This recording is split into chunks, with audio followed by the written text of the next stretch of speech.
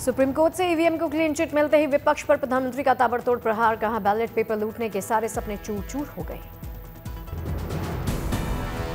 मतपेटियों को लूटने का इरादा रखने वालों को ऐसा गहरा झटका दिया है, ऐसा गहरा झटका दिया है कि उनके सारे सपने चूर चूर हो गए।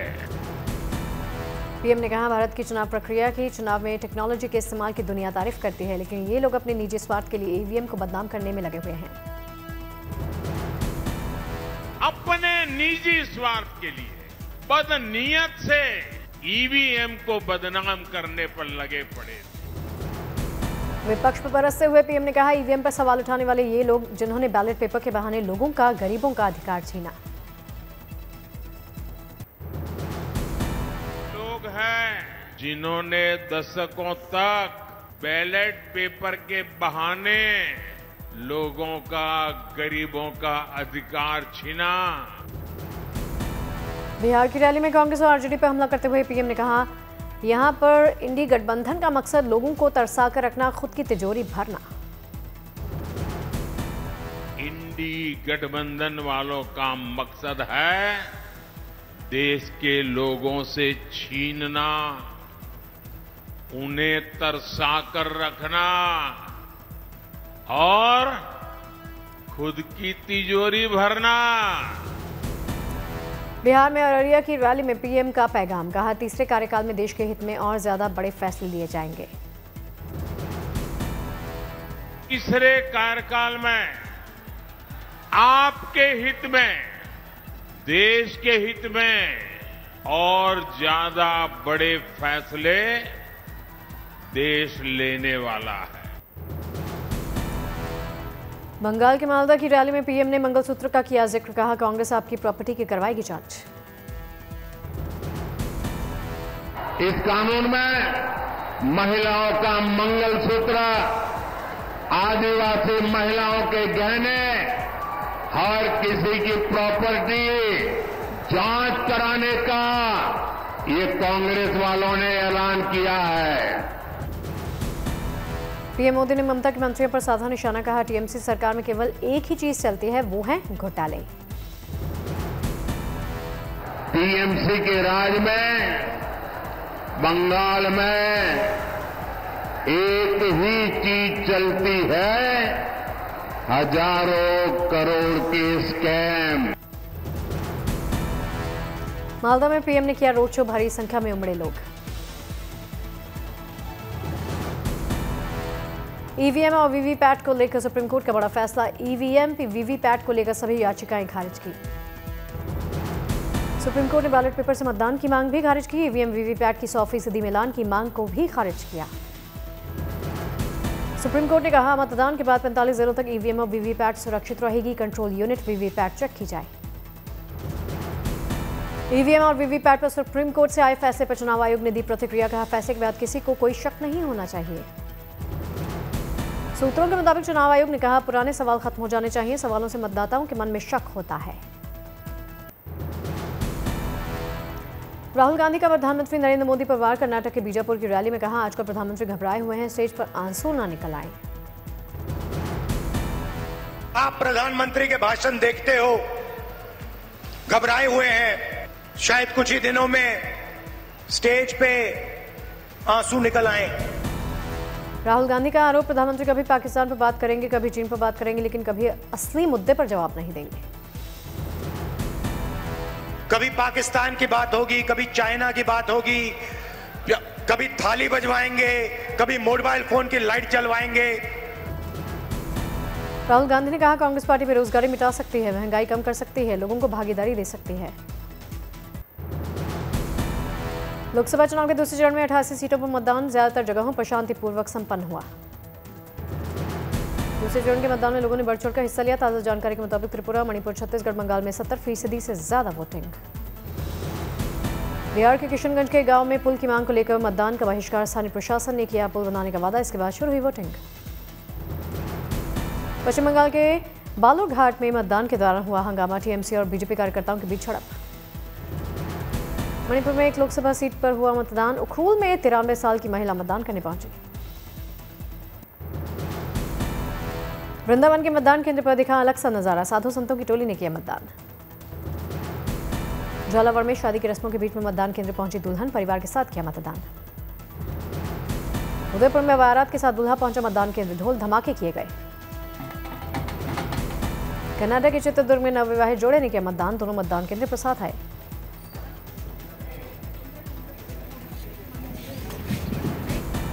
बेंगलुरु के मतदान केंद्र पर दिखा लोकतंत्र के पर्व का रंग। 100 साल से ज्यादा उम्र की बुजुर्ग ने किया मतदान।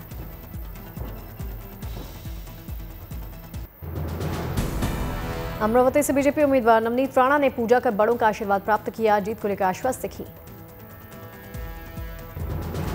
मायावती के भतीजे आकाश आनंद परिवार के साथ नोएडा में डाला वोट, कहा इस बार बसपा पहले से बेहतर परफॉर्म करेगी।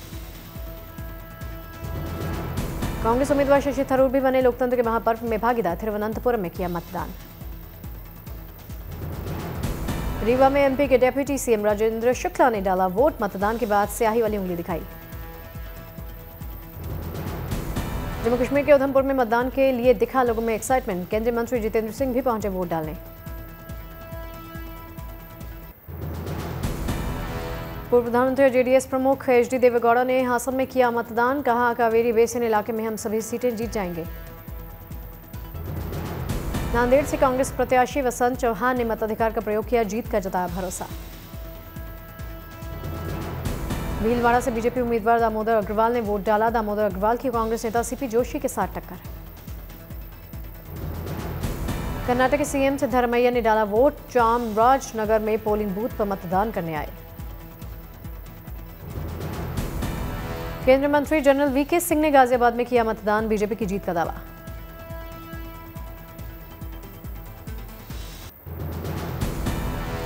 बेंगलुरु में मतदान के लिए दिखाई दिया उत्साह, केंद्रीय मंत्री निर्मला सीतारमण ने डाला वोट। इन्फोसिस के संस्थापक नारायण मूर्ति ने बेंगलुरु में डाला वोट, राज्यसभा सांसद सुधा मूर्ति ने भी मतदान किया। पूर्व क्रिकेट खिलाड़ी राहुल द्रविड़ लोकतंत्र महापर्व का हिस्सा बने, बेंगलुरु में डाला अपना वोट। झालावाड़ में पूर्व सीएम वसुंधरा राजे ने डाला वोट, झालावाड़ 12 से वसुंधरा के बेटे दुष्यंत सिंह बीजेपी से उम्मीदवार। अभिनेता प्रकाश राज भी लोकतंत्र महापर्व का हिस्सा बने, बेंगलुरु में मतदान केंद्र पर प्रकाश राज ने डाला वोट।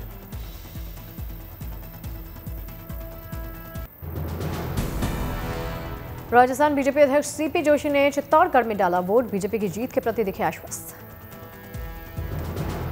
केरल के मुख्यमंत्री सीएम पिनाराई विजयन ने किया मतदान, कन्नूर में सीएम विजयन ने डाला वोट। अमरावती में पोलिंग बूथ पर वोट डालने के लिए पहुंचा दूल्हा, मताधिकार का प्रयोग किया, लोकतंत्र के लिए वोटिंग बताया खास। बीजेपी नेता वी मुरलीधरन ने तिरुवनंतपुरम में किया मतदान, वी मुरलीधरन केरल के अटिंगल सीट से हैं बीजेपी प्रत्याशी। केरल के अलपुझा में भी मतदान के लिए दिखा उत्साह, कांग्रेस नेता केसी वेणुगोपाल वोट डालने पहुंचे।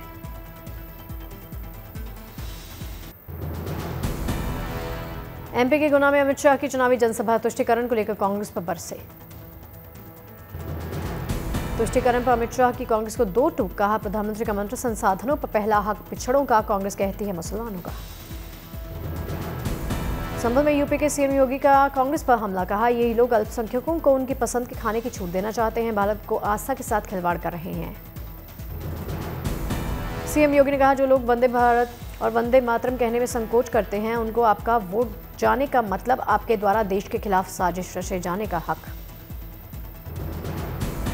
मिशन दक्षिण पर बीजेपी अध्यक्ष जेपी नड्डा, कर्नाटक के यादगीर में भव्य रोड शो, बड़ी संख्या में उमड़ा जनसैलाब। दिल्ली में मेयर का चुनाव टला, पीठासीन अधिकारी की नियुक्ति पर आप बीजेपी आपस में भिड़े। एमसीडी सदन में जोरदार हंगामे के बाद कार्रवाई स्थगित हुई, बीजेपी पार्षदों ने मेयर के आसन का घेराव किया। दिल्ली शराब घोटाला में मनीष सिसोदिया को नहीं मिली राहत, न्यायिक हिरासत 8 मई तक बढ़ी। बंगाल के संदेशखाली में कई ठिकानों पर सीबीआई की छापेमारी, भारी संख्या में हथियार मिले। संदेशखाली में ईडी अधिकारियों पर हमले के मामले में सीबीआई की छापेमारी, मामले में सीबीआई ने दर्ज किया एफआईआर।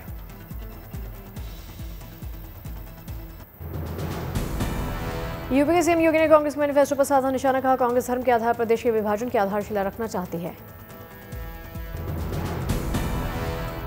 ये लोग देश के अंदर मजहबी आधार पर देश के विभाजन की आधारशिला रखना चाहते हैं।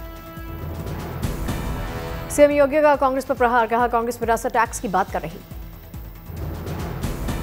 सीएम योगी ने कहा लोगों के मन में प्रधानमंत्री को लेकर उत्साह, तीसरी बार केंद्र में बनेगी एनडीए की सरकार।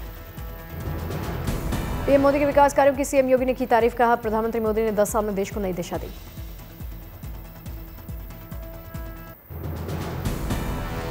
कांग्रेस के मैनिफेस्टो को लेकर जेपी नड्डा पर कांग्रेस का हमला, कहा कांग्रेस कहती है पहला हक मुसलमानों को, लेकिन मोदी कहते हैं देश के संसाधनों पर पहला हक गरीबों का।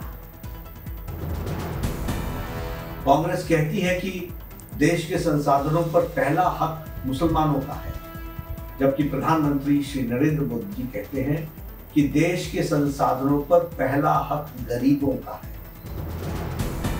जेपी नड्डा ने कहा ओबीसी का अधिकार छीनना चाहती है कांग्रेस, SC/ST कोटा खत्म करने की भी मंशा।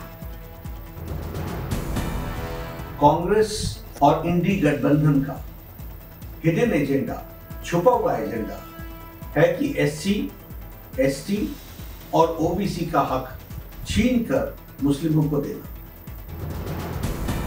जेपी नड्डा ने कांग्रेस पर साधा निशाना, कहा कांग्रेस के मैनिफेस्टो में केवल मुसलमानों के हक की बात है।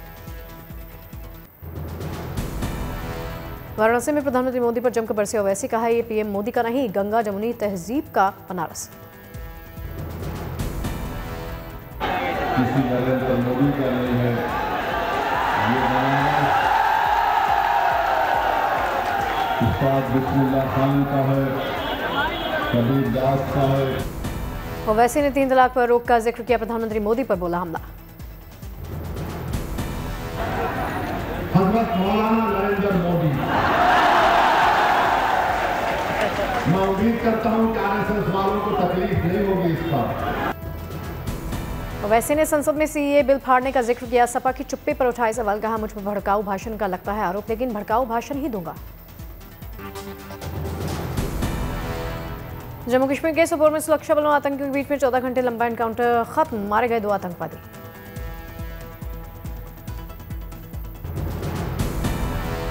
मारे गए आतंकी पाकिस्तान से, तलाशी के दौरान मिले भारी मात्रा में हथियार।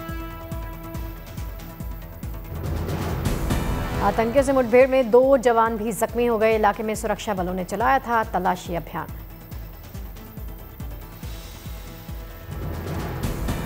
जूनागढ़ में पुलिस ने की बड़ी कार्रवाई, सोशल मीडिया पर प्रधानमंत्री नरेंद्र मोदी के खिलाफ अभद्र टिप्पणी करने वाले एक युवक को गिरफ्तार किया। धनबाद में बैंक ऑफ इंडिया में 3.5 किलो नकली सोने के गहने गिरवी रखकर 1 करोड़ 24 लाख कर्ज लेकर 28 लोग फरार, पुलिस ने शुरू की मामले की जांच।